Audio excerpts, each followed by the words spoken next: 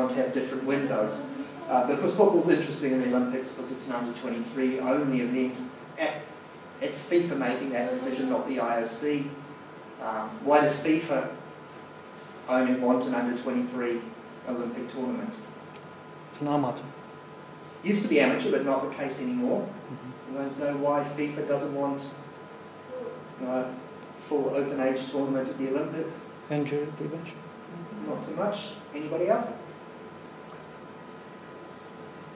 It's because they don't want a rival to the World Cup. You know, they think if the Olympics is the biggest tournament, that devalues the World Cup. Why does the IOC accept FIFA saying we're only going to let you have an under-23 tournament?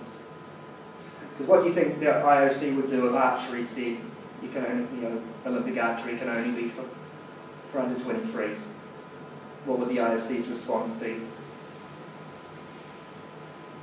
Just be waving them bye-bye. Football could do that because the Olympics need, the IOC needs football more than football needs the Olympics. Because it's very popular in terms of ticket sales and there's a lot of venue. But anyone know what sport was threatened with being removed from the Olympic movement this year? Probably the fact that you don't know is one of the reasons why it was in danger of being removed from the Olympics. That was wrestling. And so, which surprised many people because that was going into the process. Most people didn't see that as being most in danger. Modern pentathlon was seen as in trouble by many. Perhaps field hockey as well. But they decided to eliminate wrestling. That was very controversial. Again, partly because wrestling's been at the Olympics since day one, has a history. Also, it was very interesting. You know what countries are the big powerhouses in Olympic wrestling? Russia. Hungary. Yep, Hungary, Russia. Eastern Europe, yep. So particularly Russia's a big one. Anyone know where else Olympic wrestling's quite big? Into Central Asia, the Middle East, particularly Iran. Iran is a really big player in Olympic wrestling. And also the US. It may not be big in terms of popularity, but in terms of winning medals. So you've got a really interesting, you had Russia, Iran, and the USA getting together and let's be friends because, but they campaigned against that. They managed to get the IOC to reconsider. They said, well, if you're going to add a new sport, don't just consider the candidates, also consider wrestling. And wrestling made a number of changes. They didn't just say you got it wrong. They said, okay, our administration hasn't been up to speed, and that was generally seen as the problem that the International Wrestling Federation, I forget what its abbreviations were, wasn't doing very much, was very slow, was stuck in the past, wasn't reactive to modern trends. Suddenly you got a new president who was very, very proactive. Started dealing with sponsors, they started making rule changes to become much more spectator friendly. So they kind of said to the IOC, okay, we realise what you did, why you did. It was kind of you needed to give us a kick up the backside to reform. We've reformed. Please get us back in. So in fact the decision in Buenos Aires was between wrestling and two new sports. Anyone know what the other candidate sports were that made the final cut? So there was squash, who had been the sport that came third in the decision for when golf and rugby sevens got in, squash came third. Squash is a big participation sport, and the other sport was a joint bid by baseball and softball, as baseball is the men's sport, softball is the women's sport, which had itself been an Olympic sport until 2008, and then it was removed from the program by the IOC for a number of issues. None of which all deal with sport, but it's a lot about understanding the sports industry and what's going on behind the scenes.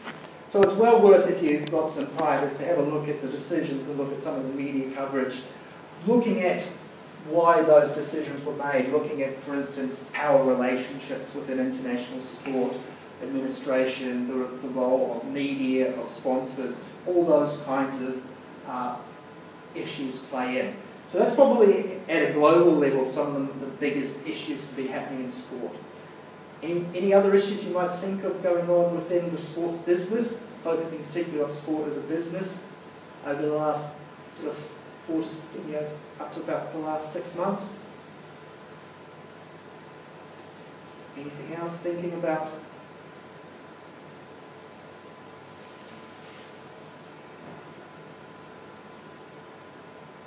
I mean, there have been some, again, a lot of sport making decisions. Cycling had their World Championships the World Road Race Championships last week, but also had the Congress of the International Cycling Federation, the UCI, which made a couple of important decisions.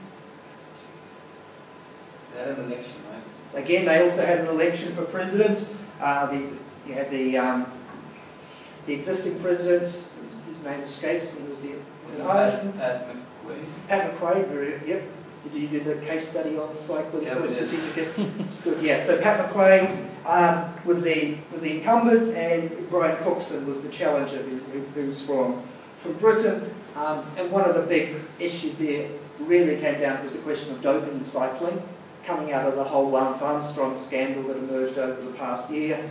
And certainly the criticisms of McQuaid is that not just the doping had happened, but almost that let it happen to whatever extent, whether by covering up what was going on or just not being vigilant enough, and how that had damaged cycling's brand image.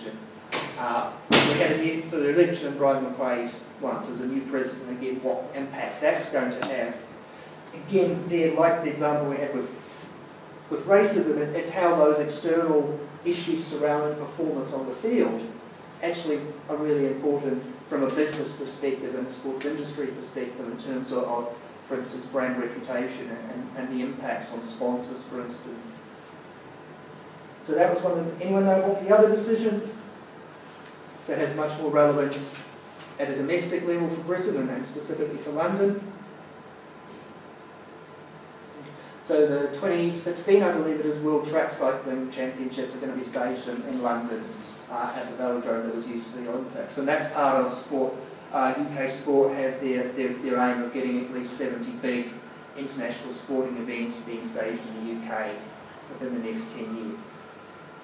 What are some of the other big any other big international sports events that are going to staged in the UK in the next few years?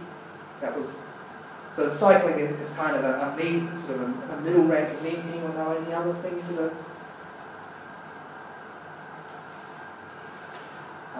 So again, tying in recently to the Commonwealth Games. How many of you have even heard of the Commonwealth Games? So Commonwealth Games it's an international multi-sport that's on the same structure as the Olympics, different teams, different sports, but it's for members of the British Commonwealth, which is essentially countries that used to be part of the British Empire.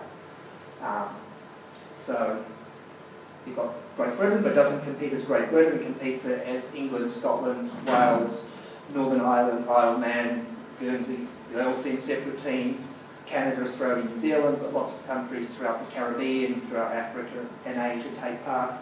It's probably on a scale similar to the Pan American Games or the Asian Games in terms of the standards. So it's quite a big deal. That's going to be staged in Glasgow in 2014, so less than a year away. The ticketing ballots, just the decision was announced on Monday, who got tickets and who didn't, so you might have a look in the paper for that. But that's quite a big event, albeit one you may not have heard of, but certainly in terms of Britain, the interest is quite high, and the level of performance differs from sport to sport. So any other big sporting events coming up in Britain? There's the Rugby Union World Cup is coming in 2015. The Rugby League World Cup is being staged in about a month's time in England, Wales, with a couple of games in France and a couple of games in Ireland. The World Athletics Championships will be in London in 26. Huh? 26. 26, yep. At the Olympic Stadium. So again, thinking the sports industry, careers in the sports industry, those events are quite big, and that's something Britain has tried to do, is to maintain itself as a world leader in the sports industry. So really a world for things like football, certainly the Premier League is one of the biggest global brands in sport, so that's one of the sort of big elements of Britain.